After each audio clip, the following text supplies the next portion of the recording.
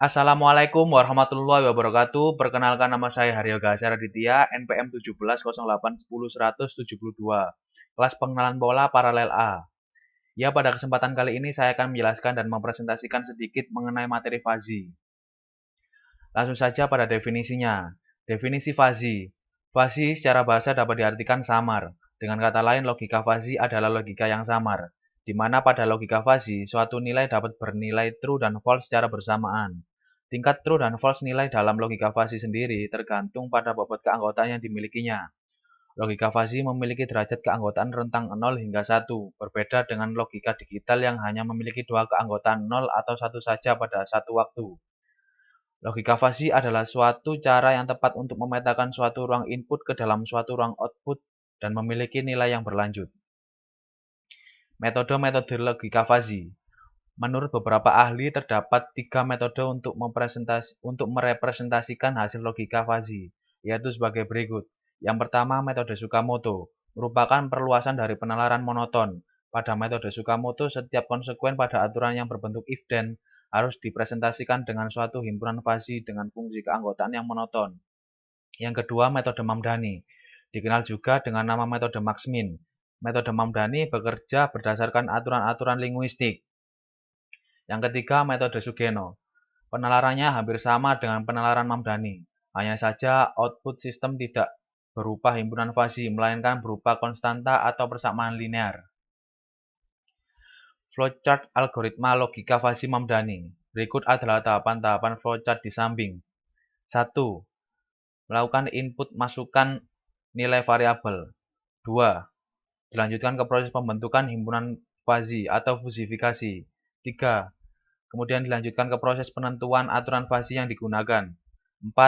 Setelah itu dilanjutkan ke proses mencari nilai min dan max. 5. Lalu dilanjutkan ke proses defusifikasi Mamdani. Dan 6. Dan yang terakhir diperoleh output hasilnya.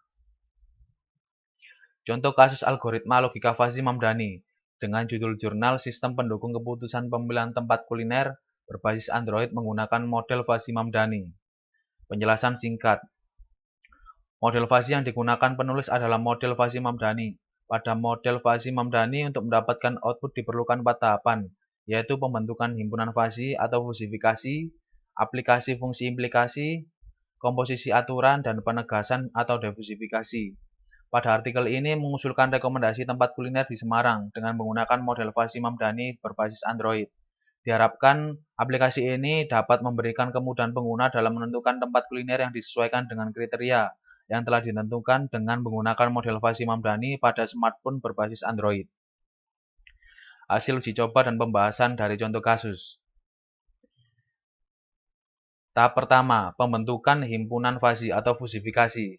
Variabel input yang digunakan pada aplikasi ini adalah variabel budget dan fasilitas, sedangkan variabel outputnya yaitu kesimpulan kategori. Berikut ini penjelasan fungsi keanggotaan pada masing-masing variabel. Pertama, variabel input budget.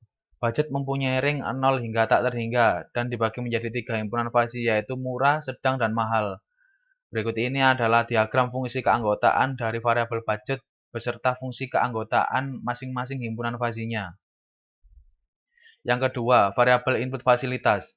Fasilitas mempunyai ring 0 hingga tak terhingga dan dibagi menjadi 3 himpunan fazi, yaitu sedikit, sedang, dan banyak.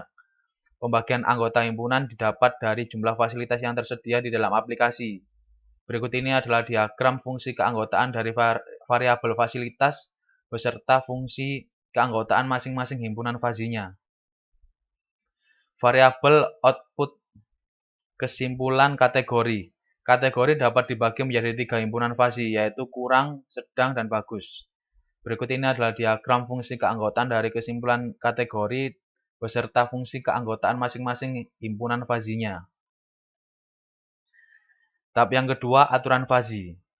Berikut ini adalah daftar aturan fazi yang digunakan dalam aplikasi ini. Dari tabel diketahui terdapat 9 daftar aturan fazi yang akan digunakan. Kemudian yang ketiga, tahap defusifikasi. Proses defusifikasi dilakukan dengan metode min of maksimum, dengan cara mengambil nilai rata-rata domain yang memiliki nilai keanggotaan maksimum. Mencari nilai domain yang memiliki nilai keanggotaan maksimum dapat dilakukan dengan memanfaatkan fungsi keanggotaan linear naik dan linear turun. Fungsi ini digunakan karena variabel output pada aplikasi ini menggunakan kurva segitiga. Proses ini akan menghasilkan nilai yang berkisar antara 0 sampai 100. Setelah didapat nilai domain dengan nilai keanggotaan maksimum, selanjutnya adalah mencari nilai rata-rata dengan rumus sebagai berikut. Z sama dengan domain 1 plus domain 2 dibagi 2. Kemudian yang keempat, tahap penentuan kategori tempat kuliner. Penentuan kategori dilakukan dengan menghitung nilai keanggotaan dari hasil diversifikasi dan mencocokkan dengan anggota himpunan yang ada pada variabel output dengan ketentuan sebagai berikut. Berikut ini adalah contoh perhitungan manual fuzzy. Pada contoh perhitungan ini, masukkan budget yang digunakan sebesar 15.000 dan jumlah fasilitas yang dipilih sebanyak 4 buah. Berikut adalah langkah-langkahnya. Yang pertama, fusifikasi. Pada proses fusifikasi, nilai inputan berupa bilangan Kripps diubah menjadi bilangan fuzzy dengan menggunakan fungsi keanggotaan yang sesuai. Berikut adalah contoh dalam perhitungan nilai keanggotaan dari budget 15.000 pada anggota himpunan murah. Diperoleh hasil 0,5. Dan berikut adalah tabel hasil keseluruhan falsifikasi untuk variabel budget murah hasilnya 0,5, untuk sedang 0,5, dan untuk mahal 0. Sedangkan variabel fasilitas sedikit hasilnya 0, untuk sedang 1, dan untuk banyak 0. Yang kedua, aplikasi fungsi implikasi. Dilakukan pembentukan aturan fuzzy yang berbentuk implikasi yang memetakan antara input-output dengan menggunakan fungsi min. Dan berikut adalah hasil dari proses aplikasi fungsi min. Yang ketiga, komposisi aturan. Setelah didapat nilai dari proses implikasi min, selanjutnya adalah mengimplementasikan aturan komposisi maksimum. Dan berikut adalah hasilnya, diperoleh hasil 0,5. Yang keempat, diversifikasi. Setelah didapat hasil dari implementasi komposisi metode maksimum, kemudian dilakukan perhitungan diversifikasi dengan metode min of maksimum. Solusi Kripps diperoleh dengan cara mengambil nilai rata-rata domain yang memiliki nilai keanggotaan maksimum. Hasil komposisi maksimum sama dengan 0,5. Kemudian dari hasil tersebut dapat dicari nilai domain dengan memanfaatkan fungsi keanggotaan representasi linear naik dan linear turun. Dan berikut adalah hasil perhitungan nilai domain dengan keanggotaan maksimum. Dengan domain 1, 0,5 hasilnya 37,5, domain 2, 0,5 hasilnya 62,5. Dari hasil perhitungan nilai domain tersebut, kemudian dicari nilai rata-ratanya, dan diperoleh hasil sebagai berikut, yaitu 50. Kemudian yang kelima, menentukan kategori. Tahap akhir adalah menentukan kategori berdasarkan hasil dari MOM. Kategori diperoleh dengan menentukan letak dari domain tersebut.